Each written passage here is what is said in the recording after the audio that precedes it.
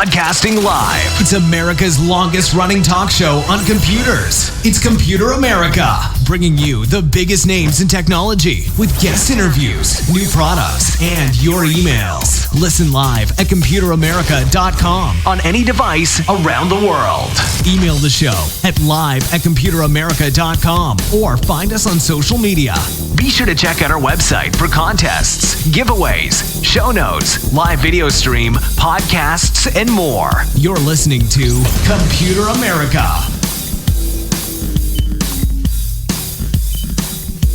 Hello and welcome everyone into the Computer America Show. We are the nation's longest running, nationally syndicated radio talk show on computers and technology. Everyone, welcome into the program. I hope you're having a great day and you are ready for the show today. Joining us is the one, the only, popzara.com. If you haven't seen any of their work, then boy, have you been missing out. popzara.com. We'll have a link in the show notes. But more importantly, we will be having Nathan Evans.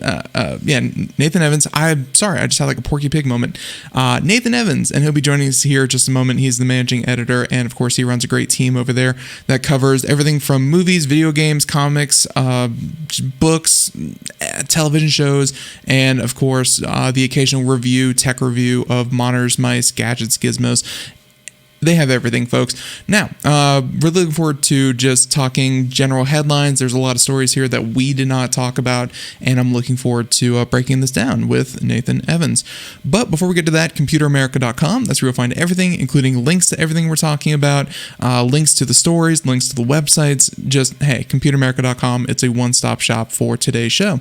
While you're there, check out the articles, reviews, show notes, podcasts, live video feed, twitch.tv/computeramerica. All that kind of thing, self-promotion done. Let's go ahead and bring on our guest. So as I said before, the one, the only, Nathan Evans. Nathan, welcome back onto the program. How you doing? Hey, Ben, how's it going? So, little announcement. Sure. I have never played Wordle. Really? I was not part of the first brigade. I wasn't part of the second. I wasn't part of it when New York Times took it over. And I'm not part of it now that they're screwing it up. So, I have no stake in this game. Yeah. Let's just get this clear. I know everyone's waiting for me to weigh in on Wordle. Weigh in on Wordle. Okay. Mm-hmm. Some alliteration. So yeah, I have no comment about Wordle. Well, okay. Well, I will say that during the live stream, I've been doing it kind of with with the chat and people in chat that pop in and out. Whenever I feel like there's enough people, to kind of tackle the super challenging task of guessing a 5-letter word, I've been doing it with people, and as a group activity, it's very, very fun. So I saw an article the other day about Wordle that they say millennials are angry that New York Times is increasing the complexity of the available words, and I thought to myself, I wouldn't complain about things being too tough, because you see that a lot, and I don't want to get into it too much because we can go off on a tangent, right? But you get just a lot with video games, for example, where, the game's too tough, have an easy mode. But no, if the New York Times is running your word choice, you step up. You don't ask them to step down. That would be like going from chess to checkers. So I did see those. Yeah, I did see those articles about the possible words. And to be fair, some of the words that they were using, I had never heard of myself. But that doesn't, that's not bad on them. That's bad on me for not, knowing all the 5-letter words out there. Can we be honest about something, though? Like, having a giant vocabulary doesn't make you more erudite. It's like the people who study for Jeopardy, who know every little fact about everything, aren't exactly smart. They're more like savants at this point.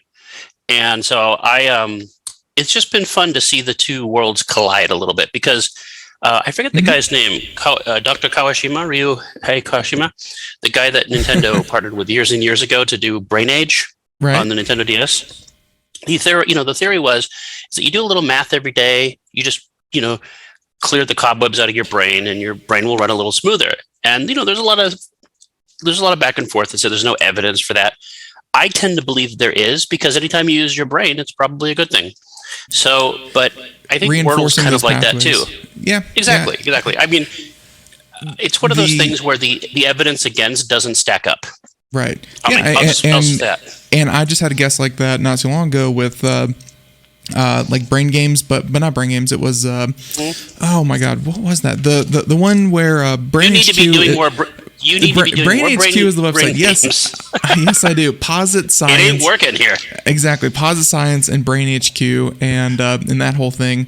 And I think that's where a lot of the medical community kind of landed, because they fund a lot of studies, and of course, self-funded, what that means, but still, they're like, it's not bad. Is it as good as they claim, or as good as everyone claims? Maybe not, but it's not bad for you. So I'm sure doctors are like, throw everything out the wall, see what works. It's kind of like a multivitamin, I'll just say this.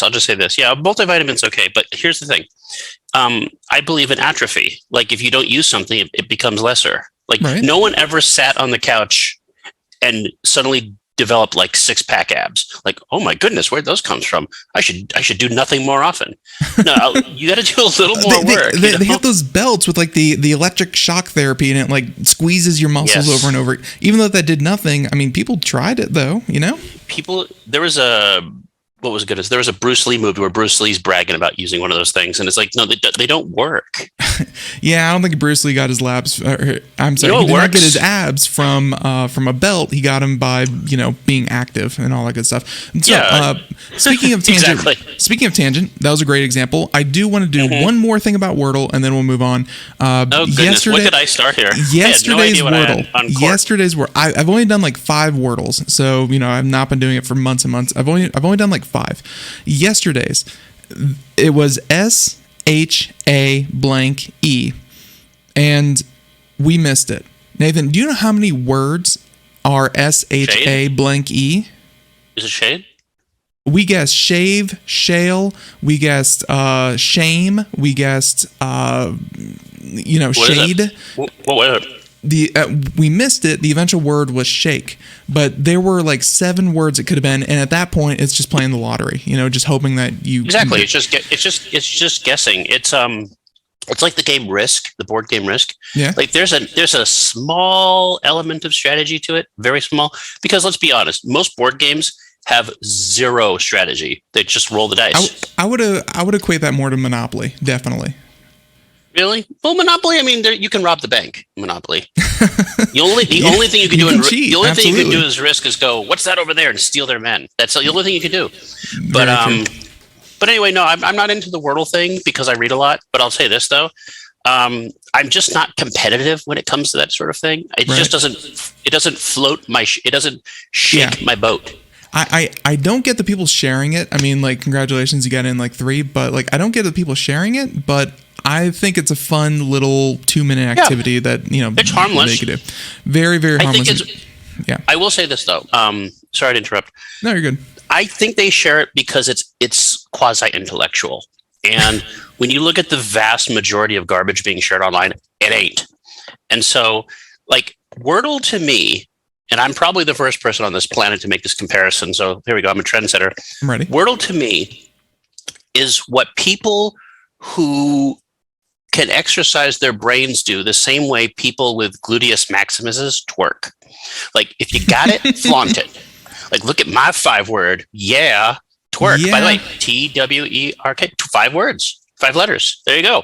It all comes together. The conspiracy is set. Yep. And of course, with that being said, twerk is a 5-letter word. Try it next time. Make that your starting word. Now, with that being said, and Nathan alerted me before the show, and I guess we should mention this before we get into our first topic about Apple. Nathan, I'm unfortunate to say that your throat doesn't feel too well. So no, it doesn't. It's too much wordling. No, or warbling. So I apologize if you hear me popping these. By the way, a giant bag of Walmart honey lemon drops. You get like a giant bag for like $1.50. So I apologize if you hear any feedback, but that's just me soothing the demons. No, I just want to put that out there before we get started. But now, with that being said, you sound great still. Let's get into Apple. And, Apple, when it comes to film, like critically acclaimed stuff, Oscars and stuff. I think they just got nominated for like their first Oscar or something like that with one of their TV shows. I have some news for you that just came into my email box. It's not out yet. Sure. So Apple will be re-releasing one of their movies that was nominated for Best Picture in theaters. The movie Coda. Yeah, so that was it. Yeah, so Coda is going to be in theaters for free. You can go see it for free, and it's going to have captions and everything. I just got the email about 10 minutes ago. How does that? Is Apple paying theaters to run that? Like, I mean, someone has to make money somewhere. Certainly are. Apple's certainly paying the theaters. So because they don't normally pay theaters for this. They don't need theatrical distribution. So I'm going to forward you the email so you can take a look. The movie looks that's pretty a very good. different approach. Yeah. A couple of times, like Disney does this all the time, by the way. Like Disney will re-put movies into theaters, they'll for free. Like they did it with Black Panther. Yeah. So let me see here. I'm just going to send it to you. But sure. Haven't seen the movie yet. Full disclosure. Right after I hang up with you, I'm preparing for a Pop Star podcast with some of the movie guys. Nice. And we will be recording our annual Best and Worst Movie podcast, of which Coda will probably come up. Haven't seen it, but I think some of the guys have seen it. Right. And and like, so my full disclosure, I got an iPhone like a year ago, or more than a year ago, but whatever. Whenever I did it, they give you that 1 year free subscription kind of deal. I did not give two craps about the whole thing. Like I don't know. Apple just doesn't appeal. It started Apple slow. TV. Yeah. It started slow, but they've gotten some interesting acquisitions. Their original slate was but they've gotten, like, I haven't watched the show, but Ted Lasso has proven to be something of a phenomenon. They've done well with some of the movies. It's just attrition. They just continuously pour money. Eventually something's going to strike oil. So going with the typical venture capital, big tech strategy, like Google, just in their whole Stadia strategy as well. I mean, it's got to work eventually, right? If you keep investing money. Well, or they'll go broke. But I'll tell you this. What's funny is that this reminds what Silicon Valley is doing, because I don't know if you got the email, but Prime membership's going up by $20 again.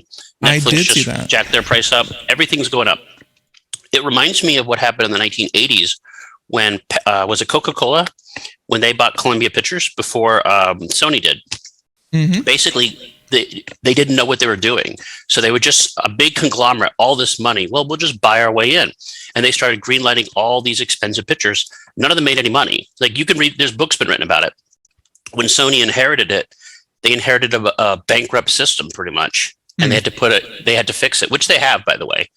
But the problem is Amazon wants to be Hollywood. Apple wants to be Hollywood. But in reality, they want to be Netflix.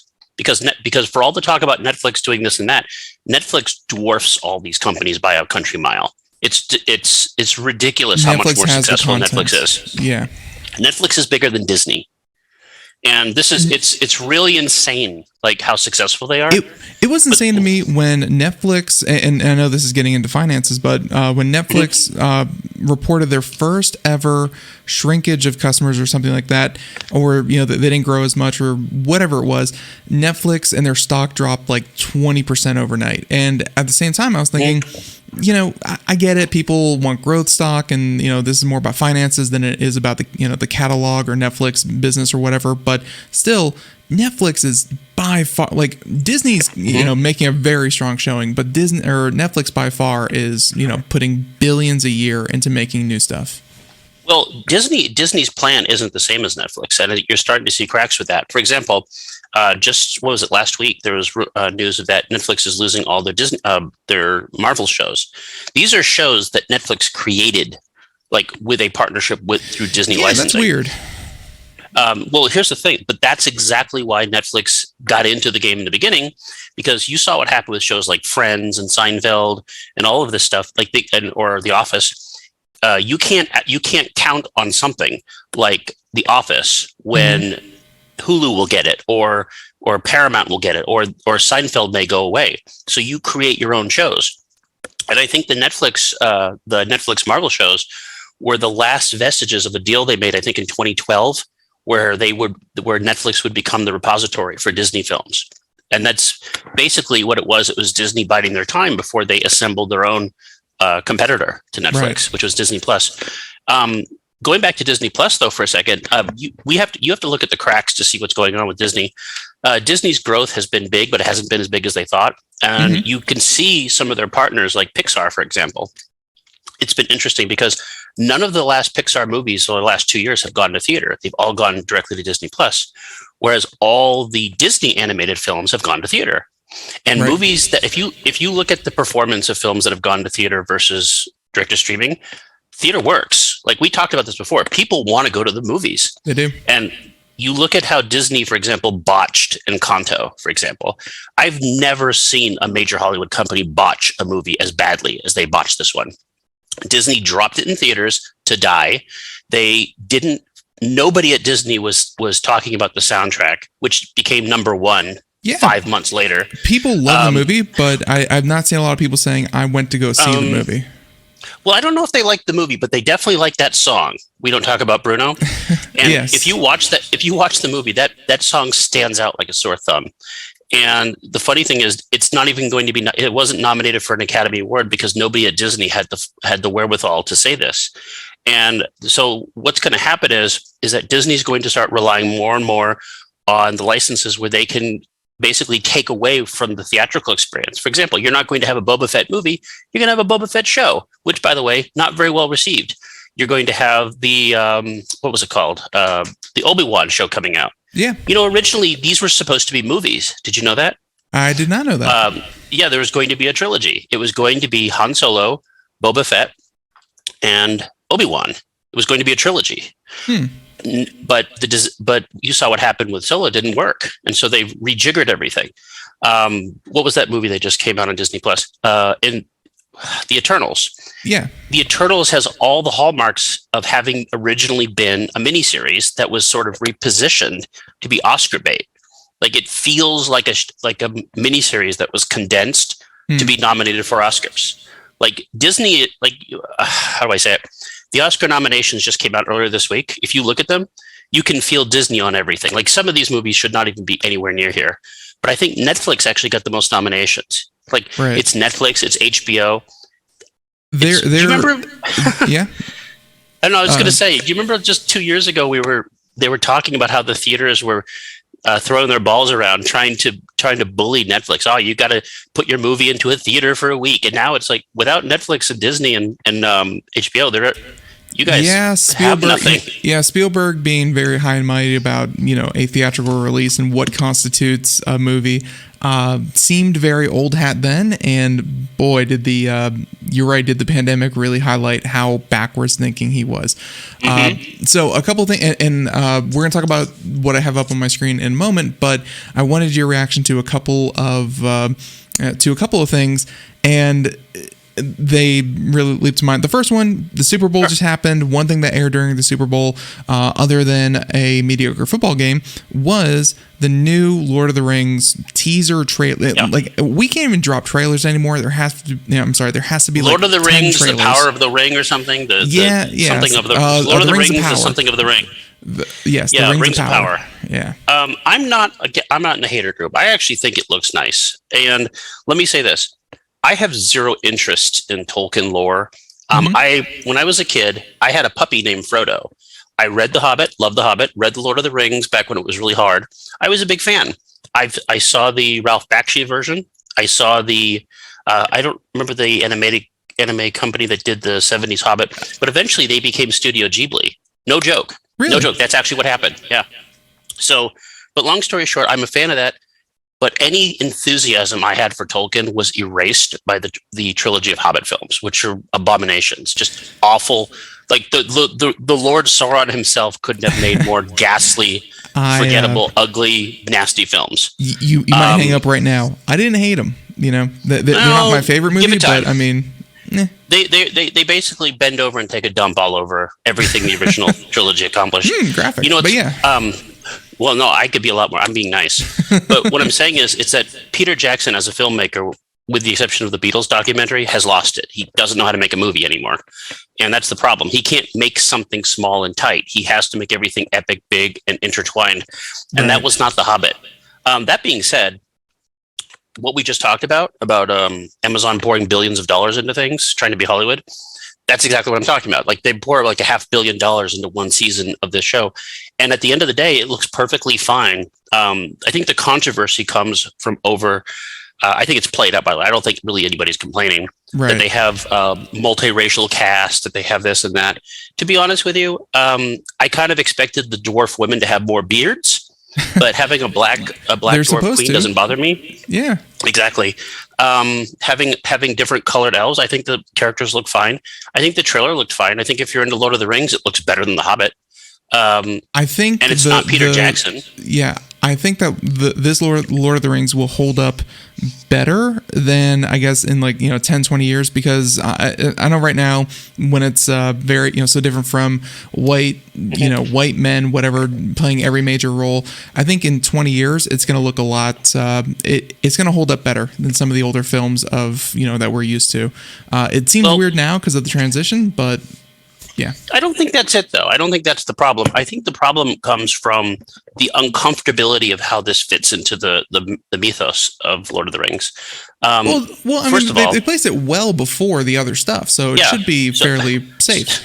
Well, the only logical thing would be, where did all the black people go in the movies? Apparently, there's something happened. They're all gone. Yeah, Sauron was Hitler, which, by the way, could be a metaphor. I mean, but yeah. Here's the thing, though. It's not like they're turning Anne Boleyn into African-American woman. It's like this is a fake, made-up fantasy series. It's not directly based on any previous Tolkien writing, so they're kind of rewriting themselves. Right. As long as it's not woke, as long as it's respectful, as long as it's well acted. And the idea that any fantasy fan has a problem with a black actor playing an elf is ridiculous. They found somebody on Twitter that's upset, and they say this person represents everything. That's like they did the same thing with Star Wars. I kind of feel what some people were feeling, because when I watched the Wheel of Time series, I'm a huge Wheel of Time fan, and I kind of know that it's almost like European, and everyone was supposed to be from the same village. They're all supposed to look the same. It's for a small tight knit community. Why the heck does Matt sound like a British Cockney kind of actor? And then of course someone who he grew up with, step and step, is African American and has no accent whatsoever. Little stuff like that. I got over it very quickly. I have to understand that the source material is one thing. A good adaptation can be something different, and that's okay. Life's too short to want to watch the same thing over and over again. You're right. And I'll say this. If you watched Black Panther 2, and you go and they start doing visas of Wakanda, and you start seeing a bunch of white people there and a bunch of Asian people, your brain's going to be like, wait a minute, this isn't what it's supposed to be. And it doesn't make you a racist for saying that. That's just the world they set up, and if it's like I said, it's I can't believe it's been 20 years, but there was a live action Dungeons and Dragons movie 20 something years ago with Jeremy Irons and one of the Wayans brothers, and people made us think, oh, there's black people in Dungeons and Dragons. Yeah, there's always been black people in Dungeons and Dragons. Yep. It's the fact is nobody cares.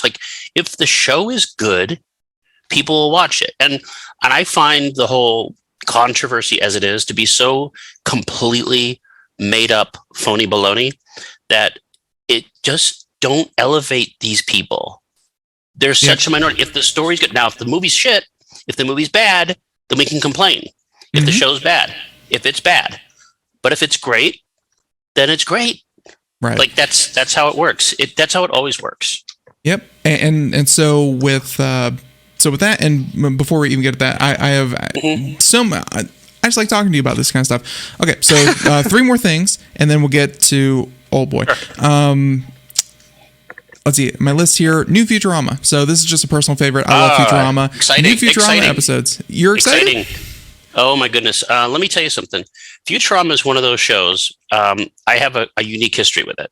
Speaking of the Super Bowl, I remember when, actually that was Family Guy, so I take it back.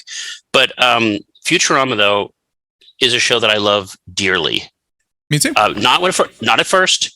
The show took a while. It took being canceled to get good. The show got canceled, came back.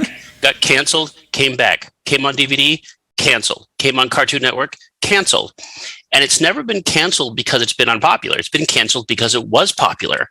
And I think what you're seeing, because the show's become expensive. If you look at the average show on Cartoon Network or Comedy Central, they're 15 minutes flash animation shows. You look at Netflix animation shows, I don't know how people can tolerate that. The animation is crude. It's worse than Peabody and Sherman. But I'll say this. John DiMaggio, who I love as a voice actor, by the way, played Steve Ballmer in a movie 20-something called The Pirates of Silicon Valley. Mm-hmm. I love Steve Ballmer. He's a great voice actor. He's awesome as Bender. He's everybody's favorite. Yeah. But I will say this. You kind of see where the problem is because he's the one holding it up a little bit. And because I think when you're a voice actor, you have to accept salaries what you're worth. You have to negotiate. But if you're in a show like this where your legacy is tinging on it, take the money. Yeah, take the money. I don't know the money. Make what the show. The negotiations. Be beloved. I don't know what the negotiations are. I think you're right. I mean, I can't imagine anyone else being Bender, especially since King Zog, from Disenchantment sounds just like really close to Bender. Oh, but can I say that by the way? Disenchantment. Yeah. What a horrendous show that is. That's unwatchable. I have not seen the last 2 seasons, but I like the first. I've tried, man. I've tried. I'll say this. Futurama is not The Simpsons. The Simpsons is a legacy show. It's still top rated, by the way. I can't believe this, but the show is still top rated. Millions of people watch it every week when it's on. The show still makes money. Futurama is not that show. In fact, it wasn't until season 3 when Futurama became its own thing and it separated that it became Futurama. And Futurama didn't become Futurama for me until it was on Adult Swim and they were playing it, twice a night every night. Yeah, the show didn't know what it was. You watch the first season, it's a little rough. You watch the second season, it's getting there. By the third season, though, it's got something going on. By the third season, you have Fry and Leela going down to Robot Hell and playing a fiddle contest, and it's great. It's become one of a handful of animated shows. By handful, I mean maybe 3 that's ever been on television, where it can vacillate between hysterically, groundbreakingly meme-making funny and truly sentimental. And I can't think of another show besides The Simpsons that can actually do that legitimately. And all I got to say is the dog episode. Yep. Of course. Yeah. So you're excited. That's what I want to know about the whole Futurama thing. I'm excited if it's done well, but at some point though, and I hate to say this, all things end. Yeah. And I mean, how many false starts do you need? The Lord of the Rings, Fellowship of the Ring had less endings. Right. Personally, Futurama, the last ending, the last couple of seasons you could kind of nitpick and that kind of thing. The last episode of the last ending of Futurama was so perfect, to loop it back around to the beginning. Where everything's frozen? Is that it? Yeah. Where they were walking? Yeah, exactly. That was such a perfect ending. I'm kind of sad that they're bringing it back because now that ending is not the ending. But hey, more Futurama. That's great. Okay, so there's that one. It's ended many times, but I don't know. We'll see. We'll see. So there's that one. The next one, I'm not the biggest fan. I know that my fiance is, but Stranger Things. Wait. Fiance? Yeah. When did this happen? The New Year's, actually. Well, I'm late. Yeah. I don't think actually, thank you. I don't think I ever said it on the air, but there you go. But no, Stranger Things. I have not been a fan. I know that you're a fan. Riddance. No, I was. It went on too far. Well, it's going even farther now. I think the runtime is twice as long as the next announced series. Well, it's like I said, I was a big fan of the first and second season, but by that time, the show lost what made it successful. And I think they know this, and I think Netflix has got a lot of money into it, but I don't think the show is what it was. I think people have lost interest. And so I think they announced they're doing what all bad shows do. They're splitting it up. Mm-hmm. So they're going to split up season 4, then they're going to try to milk every drop out of it. Like Walking Dead is ending. Last season's got 3 parts. Pick a part. Come on, stop. Okay, and I'm sure that people could draw similarities to Game of Thrones and all that good stuff. But exactly. Okay, so Stranger Things, not too excited about. Last one, and then we'll get to the stories. And we're only 30 minutes into it, and we haven't Atlanta season 3 and 4. No, actually, I was going to talk about the new Sonic movie. Oh, yeah, they're doing the same thing. They've already announced a sequel, a third sequel. They're already greenlit for 3. Yeah. Yeah, I mean, by the way, they're doing something interesting. Paramount. Yeah. Okay, honestly, the Sonic movie was perfectly fine. Glad it's getting a sequel. Idris Elba as Knuckles is inspired. Mm-hmm. I love the fact that I love the fact that not only did they learn from their mistakes on trying to create a realistic Sonic, they're doubling down. Like, there's no effort whatsoever to make these characters look photoreal. Right. And if you watch the trailer, there's a funny scene when they're going into the bar, and it's clearly two cartoon characters with all these bar people. It's funny. Yeah. Like, yes, that's a movie. That's what I want. I don't want realistic. So, right. Yeah, I think Sonic's fine. I'm excited about the sequel. I was a big fan of the first one. And, it wasn't great, but it wasn't bad. Yeah, and you know, I think for what the movie could have been, which it could have been a steaming pile of garbage, not bad. I think was definitely good enough to get a second and now a third. Is Knuckles supposed to get a TV show or something like that? Yeah, Knuckles is getting a spinoff because, you know, the world has decided Idris Elba needs to be attached to everything. Like, for some reason, we've all decided that Idris Elba needs to be in everything. So he will be in everything. So he's been in Marvel. He's been in DC. They're trying to make him James Bond. He's in Fast and the Furious. He was in The Office. He's in everything you can think of. So that's fine. Knuckles is fine. But Paramount's doing something interesting.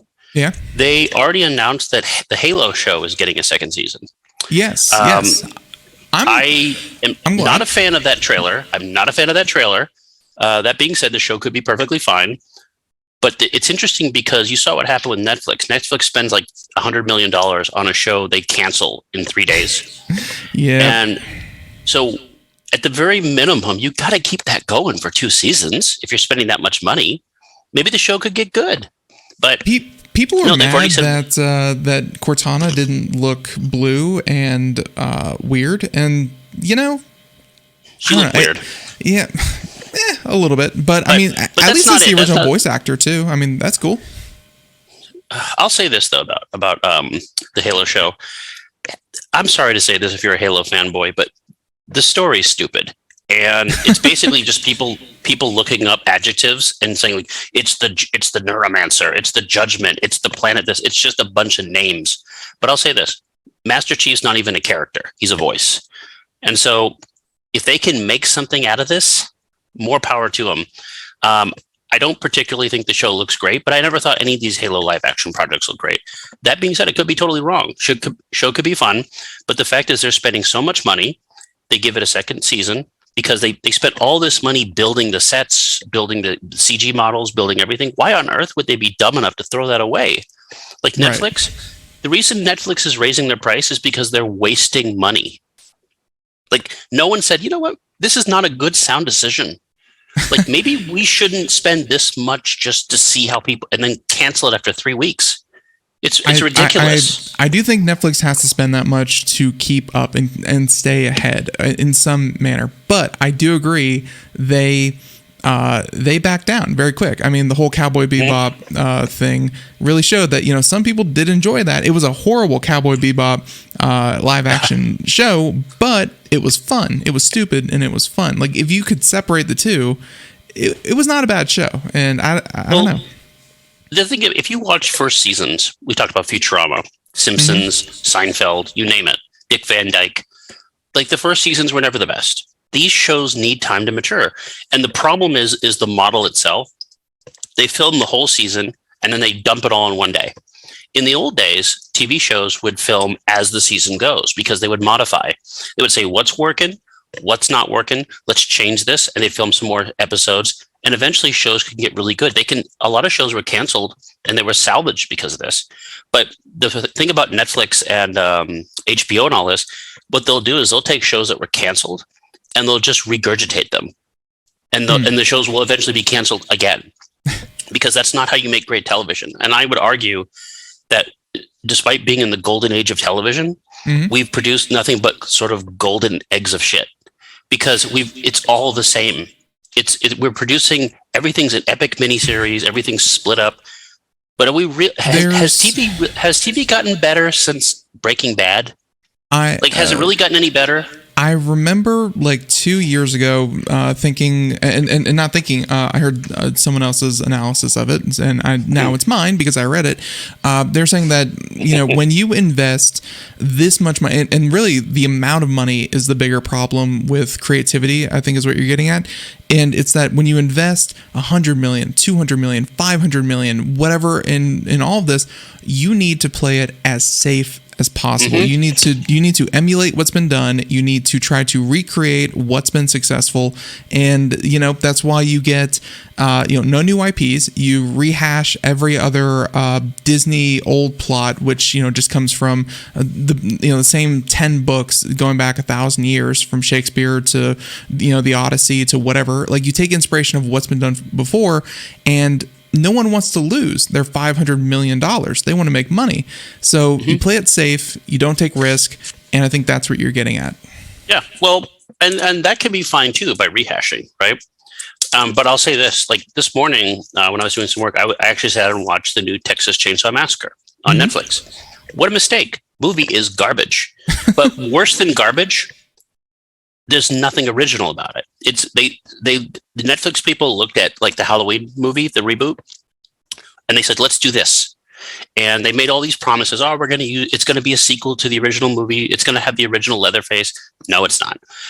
It's a sequel, but it's the people watching this said, how can we just make the most derivative, pointless, bland, nonsense, unconnected sequel? You can't see me, but I'm doing the air quotes. Right. And they said, it's like, oh, Jamie Lee Curtis came back. Let's bring the character from the first movie back. Oh, she's dead. We'll get a lookalike.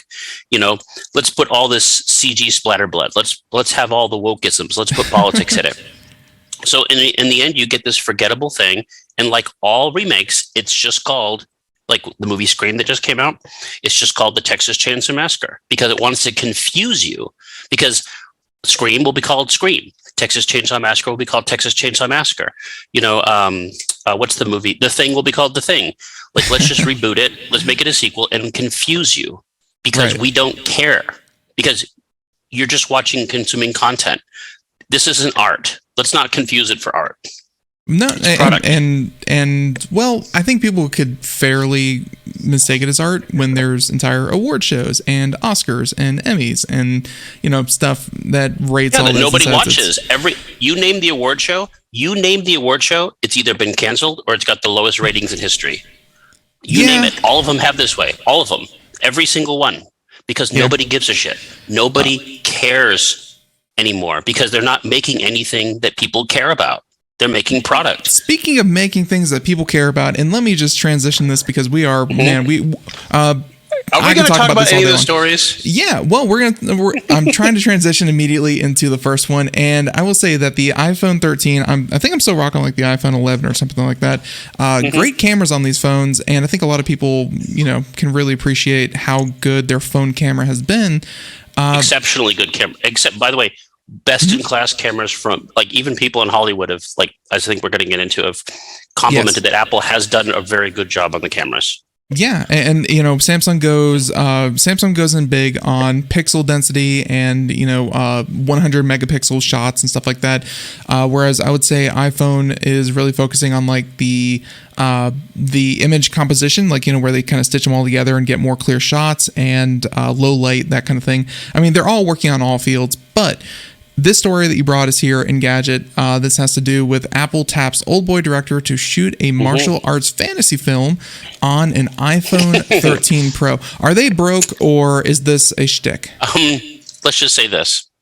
We're talking about the original Oldboy director, Park Chan-wook. We're not talking about Spike Lee, who made a terrible, terrible remake with James Brolin. I'm a big fan of Park Chan-wook. We're going through a Korean renaissance. By the way, everything you and I said about no originality, no APs, does not apply to Korean television because everybody and their brother's getting in on this.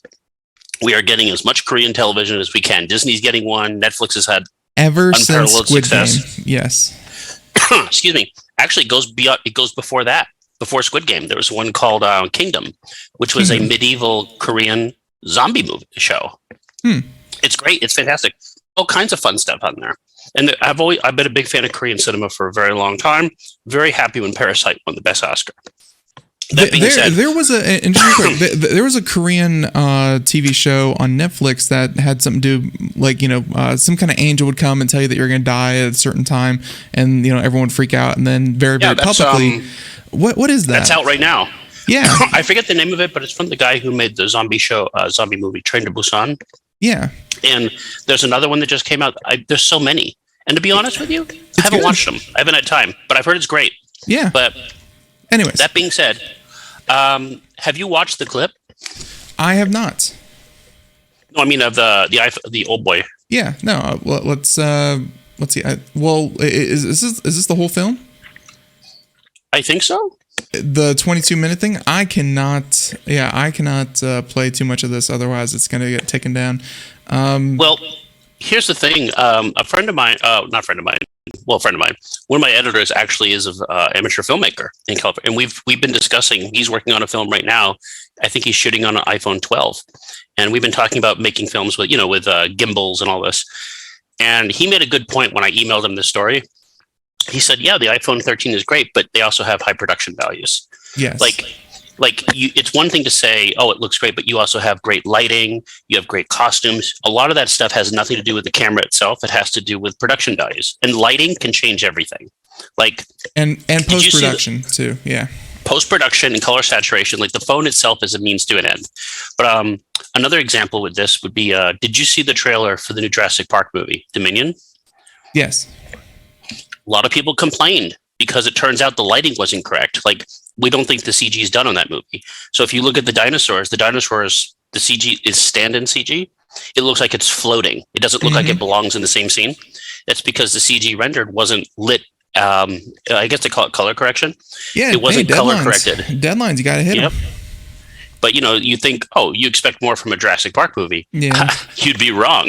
So, but no, I think I haven't seen the film yet myself, but Park Chan-wook is a fantastic filmmaker. And if you look at his however you pronounce it, he's worth looking into. Right. And so the whole thing is available on Netflix, it looks like. And I'm assuming this is essentially one big ad by Apple, but still it does show that their camera can be done. Can be used for good things. It just means that everyone out there who shoots bad selfies, it's you. It's not the phone. It's you. Yeah. So it's work you. on it. And it's never, Don't be Kim Kardashian. She's got by the way, if somebody takes a picture of you, if somebody else takes a picture of you, it's not a selfie. Just saying. Yep. Okay, so there's that story. Let's go ahead and roll right into the next one. And actually one topic I didn't bring up on purpose. The whole previous 40 minutes discussion, I never once did bring up Uncharted. So, I put that on the list. I did put that on the list. Yeah.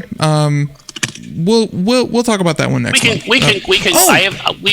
But but before you do, I told you I was going to do this before, and I want to do it now on the air. Breaking news. What is it? Not breaking news. Actually, big kudos to Nathan Evans, who heavily implied last month, and now this month I got to say that it came true. What? Boy, did the reviews for Dying Light 2 come out.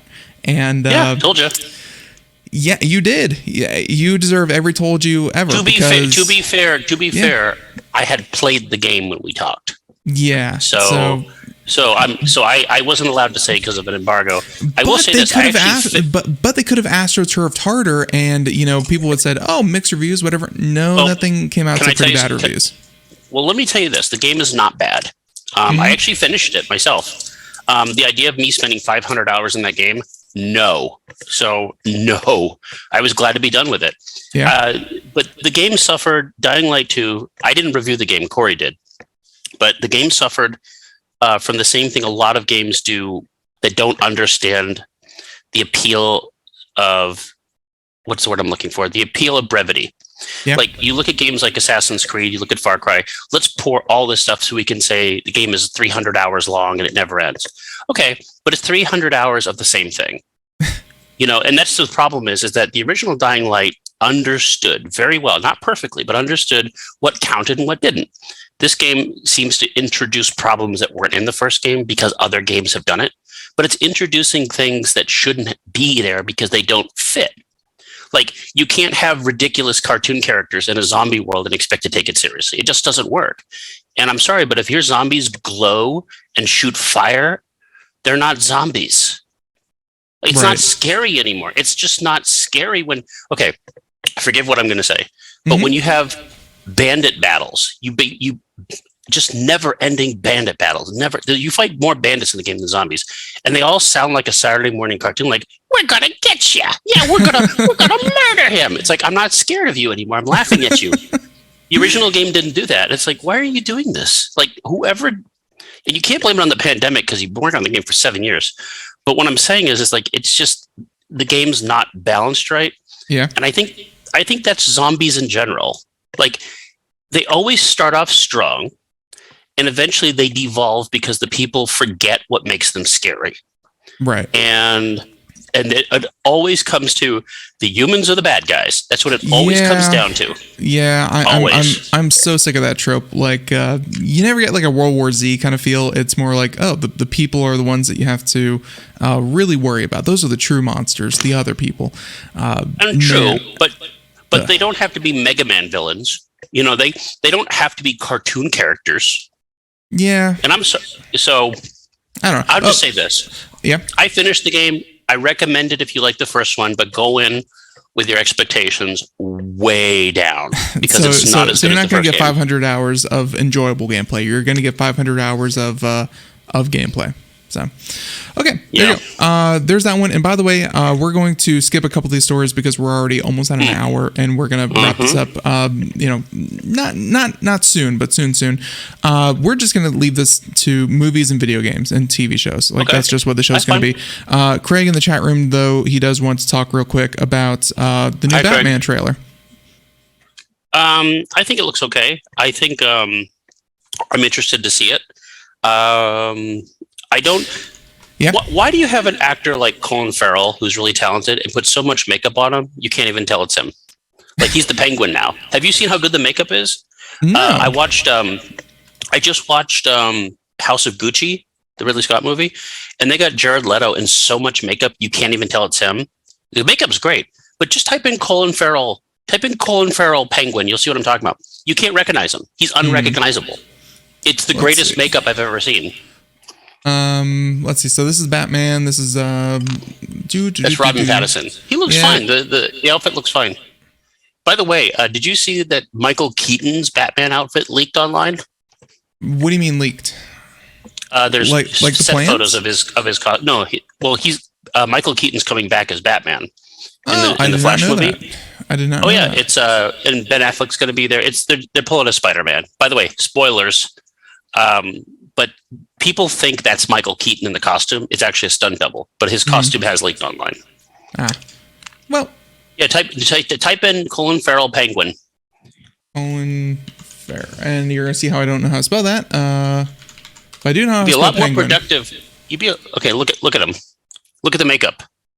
You talking about all that? That don't look like Colin. Yeah. Look at that. Look at that guy. That's a handsome man. Looking ugly. Look at that. Yeah. You could never tell. You would never tell that's Colin Farrell. That's how good the makeup is. Yep. It's pretty impressive. Well, yeah, and I think that's a pretty, that's a pretty good comparison. I was going to say, why don't they just get Richard Kind? Just get Richard Kind in there. Yeah, that's. But yeah, no. So the new Batman, you're excited for it. I mean, I'm positive. I love the director. I think was it Matt Reeves? Probably. Yeah, he's the guy who did the Planet of the Apes movies. He's a really good director. I think the casting is great. I think when Zoe Kravitz is an origin story gonna stick? That's my question. When they stop making money. I'm so sick of origin stories.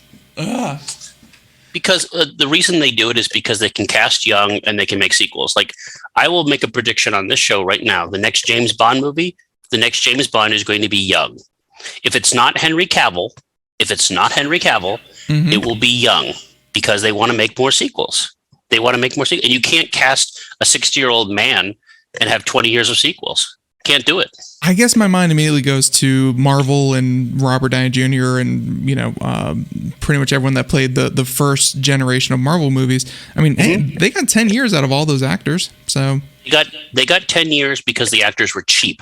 Because Robert Downey Jr. at the time, you could get him for a song because no one wanted to hire him. You know who they wanted? He wasn't even the first choice. It was Tom Cruise. Funny story. Yeah.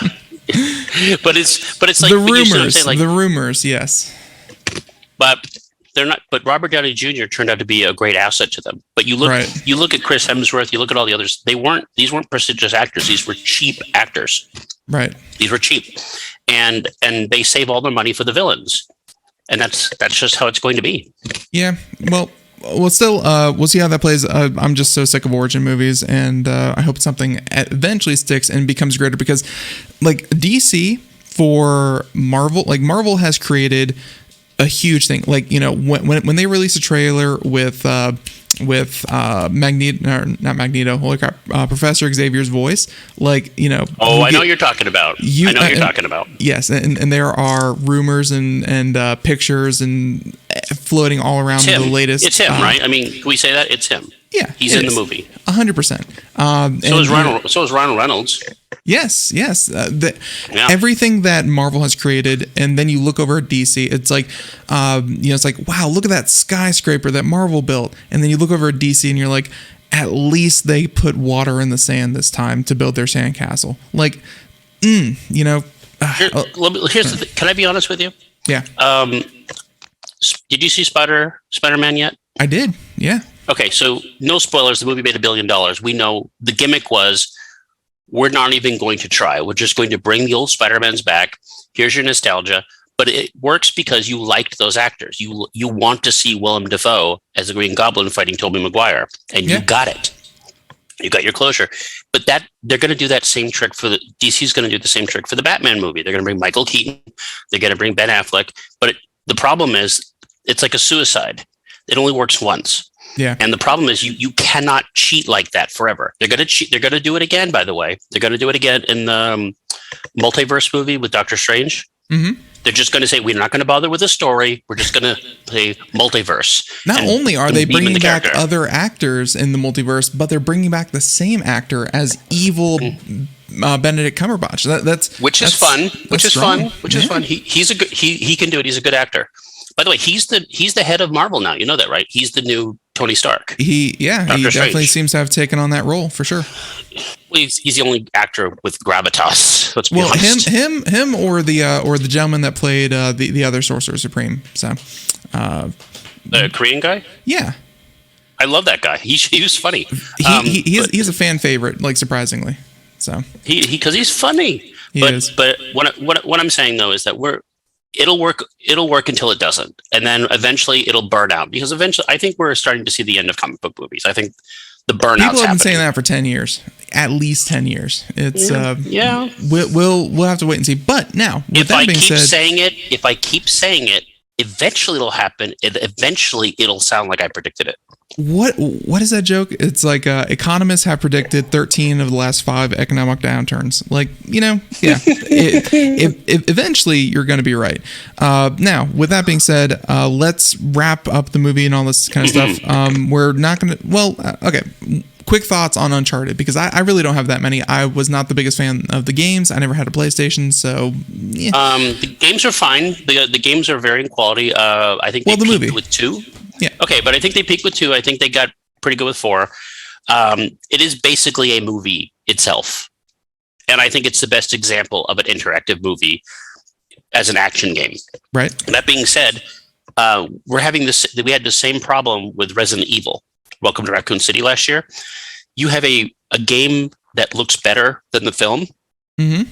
The special effects look better. The story's better. So at this point, why have a film at this point if it's going to be an inferior product? And I think we all like Tom Holland. He's a likable actor, but he's not a superstar. And I think the problem is that I'm going to tell you something that's going to sound really awful. At one point, Mark Wahlberg was supposed to be the lead actor in this. He was supposed to be the Nathan Drake. That would make more sense. Yeah. And you watch this trailer, and again, I say this with kindness. He ain't got it as a movie star, Tom Holland. He just doesn't have the presence to carry a movie like this. He doesn't have it. And he's been in 50 movies last year? They all bombed. You look at Mark Wahlberg and you say whatever you want about him. He's got a lot more personality and gravitas. Like, there's a bunch of actors that probably could have done this. This movie's miscast. That being said, I haven't seen it. But you look at it, and it's exactly like the new Tomb Raider reboot that came out 2 years ago. Mm-hmm. You get good production values, but you have uncharismatic leads. You know, Angelina Jolie made Tomb Raider 20 years ago, and it was a huge blockbuster hit. It was a huge hit because she's oozing personality. She's a great charismatic actress. The new actress won an Academy Award. So what? Doesn't mean you have any personality. It means you won an Academy Award. Nobody cares. There probably could have been better people than Tom Holland. Haven't seen the movie, so I'm not going to comment. But the trailer makes it look generic and I gotta clunky. say, just the trailer. I think Tom Holland is like behind a bar mixing a martini or something like that. He's doing like a shake and drink, and I'm like, what is he doing behind the bar? Who let him back there? Like, he's too young. He's like 26. He's like your age. But I'll say this: the movie could be fine. We're going to have a review on Popstar for it, so no spoilers. Okay. I haven't seen it, but I'll say this: it feels like it's a misstep. Okay. That being said, maybe not, but we'll see. Yeah, hold reservation until you see it. That's at least good enough advice for that. So with that, we're going to wrap this up with 2 video games, and we're going to start with Horizon Forbidden West arrives. And, from, again, just from other people's reactions, I haven't played it, but... the best game ever. It's the greatest game ever made. Okay, someone said, there was like a headline on an article, and they were like, with this sequel, Aloy becomes as memorable as Mario and Sonic and Link. Chief. Yeah, that one. Yeah, and I know the one you're talking about. Yeah, I know the critic. It was Sam Mankiewicz, I think, at Verge. I count on this. I've said it before, and forgive me for saying this because it involves you, but I don't think tech websites should be reviewing games or movies because they don't. Like, they look, everything's the greatest, best thing ever, greatest, best ever best. Because they're too enamored by technology sometimes. Not all of them. There are good people out there. But the problem is that when you say stuff like that, you actually hurt the game. Because people are going to be going with this outmoded expectation of greatness. And it's not going to be that. Because the first game wasn't like that. And they said the same thing. Right. And what could be a perfectly serviceable, really fun game experience, there's always the inevitable backlash. And next thing you know, people are talking about the backlash. They're not talking about the game. And, The Verge, Ars Technica, and Gadget, there's a few of them. They have these really mediocre game reviewers that should not be reviewing games. They really shouldn't. They should be playing them and talking about them. But giving a definitive review, no, I think their track record is really crappy. But clicks, and of course getting that review out day one is more important than anything else. So full disclosure, we're working on a review for this right now. So, but I can tell you this: if you like the first game, you'll probably really like this one. Perfect. So, and that's good words heading into that. So there's that one, and then the last thing we're going to talk about real quick is evolving pocket monsters with Pokemon Legends Arceus, the first open world Pokemon, and talk about mixed reviews. What do you think? I see that you have a podcast here about it. Yeah, Corey, we had a special guest from the website. What was it? What website is Moses from? Yeah, the pixels.com, where Corey also contributes. The game got mixed reviews, and the game sold, 10 million? So I'm sure Nintendo's crying about it. The problem is exactly the same problem as Horizon Zero Dawn, is that there are people that will review games and superlatively give tech reviews. I'll say this. I'm sorry for getting confused. If you read a tech website, when they review a laptop, the default, even if they're not doing it, is always, how does it play games? How does it play games? Benchmarks. You always see it. Yeah, and they give these irrelevant benchmarks, like, it got 300 frames on Counter-Strike 4. But the problem is... It scored a 4,807, whereas the old laptop scored a 3,602, so, But it's like... It's irrelevant. It doesn't mean anything. They never tell me how the screen quality is. They never say, how does it do Photoshop renders? How does it process Audacity? How does it do real world? Not everybody buys a laptop for gaming. And frankly, you shouldn't be buying a laptop for gaming. You're not getting your money's worth. But same thing. If the game has lots of full frame rates and everything, then it'll get better scores. And if the game suffers a little bit, like Switch games often do, they'll have to point that, it runs. Yeah, but how's the gameplay? How is it? And they tend to forget that sometimes. And I think you are asking the wrong person, Ben, if you're asking about Pokemon. But I'll tell you this: Corey loves this game. Loved it enough to talk about it. People seem to like this game. It seems to reinvent the franchise in a way that's frankly overdue. Is it the next Breath of the Wild? Probably not, but it sold a lot. A lot. Yeah. Yeah, from what I hear, it's a really bad open world game, but it's a really fun Pokemon open world game. Like, if this is the way that the franchise is hopefully going, which I know that a lot of people have been looking forward to, like, people daydream about like MMO Pokemon and, you know, kind of open world Pokemon. Like, if this is the first step, more that way, good, but it's a small step. Like, it's not an impressive, you know, leap. Well, you in talked Pokemon about technology. it before. You said it before about how companies don't take chances. I will say this. Nintendo seems to be one of those companies that has it both ways. They, on one hand, you don't see a lot of new IP from them. You don't see a lot of new friends, but you do see reinventions within the IP, which is why I think they stick around and they're so successful. Like, I imagine this Horizon Forbidden West game probably doesn't stray far from the formula as the first one. But then you look at something like Zelda Breath of the Wild versus the Skyward Sword, and they have nothing in common. Right. Like, they're both Zelda games, but they are nothing in common.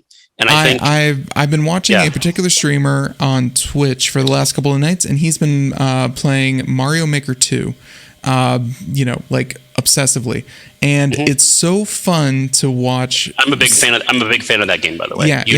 It's so much fun, and he does the one where, like, you know, you get like random levels and you try to advance as far as you can and you know, get a high score. But it's so fun to like go from like Mario, Super Mario 2 graphics to like, you know, the latest Mario, and like each iteration has just a little something, like just adding like a twirl to the Mario, you know, like the twirl jump. Like, even something as small as that really does feel like it reinvents the way that Mario plays. And they're side scrollers, it's Mario, but they're different and it's fun. So they're different, and I think that's why the character like Mario can be as relevant in 2022 as it was in 1986. Did you know Luigi's last name is Mario? Mario. Yeah, can you see the movie? It's Mario, Luigi, Mario. I had no idea. It's actually, you ever saw the Bob Hoskins, John Leguizamo movie? Yeah, it's a terrible movie, but it's fun. It's like, what are your names? Like, Mario. What's your last name? Mario, because they're called the Mario Brothers. Right. Yeah, so it's Mario, Luigi, Mario. That's fair. It's literally how you cheat. The movie cheated. Okay, the fact that that's canon is amazing. It's funny. It's actually funny. The movie's quaint. It has its charms. Right. So there's that, and I think that's about everything. Like, we could talk about Peloton, but whatever. And the Google thing. I'm glad that you found them, but ladies and gentlemen, that is already over an hour, and I was hoping to make this more like 30 minutes, but it was fun. I'll tell you this, a little PSA. So I updated my Windows machine, and it's a long overdue update. It does a lot with the taskbar. It adds Android apps to some degree, gives me a brand new notepad. Yay for dark mode. But some of my apps got uninstalled. So I just got to say, if you're updating Windows and you're not on the Insider program. Do you have a specific example of what kind of app got uninstalled? Yeah, my torrent software. Oh, there you go. Yeah, I could see how Windows would, kind of take the liberty of doing that for you. But and it resets some of my defaults, because one thing it does, it gives you a new media player, but it's not called Media Player. It's Media Player, but it's not listed under your apps as Media Player. They're still calling it Groove Music for some reason. Is it called VLC? No, like literally, it's literally called Media Player when you open it. It is. No, I use VLC too, but it reset all my permissions, so I had to go back and set them. Right. Small, like 2 minutes to fix, but I'm just saying, just buyer beware. Yeah, and always Microsoft pulls what every download software does, where it's like when you click next, there's always something in the middle there that's going to be like, would you like to set your Edge to be your default browser?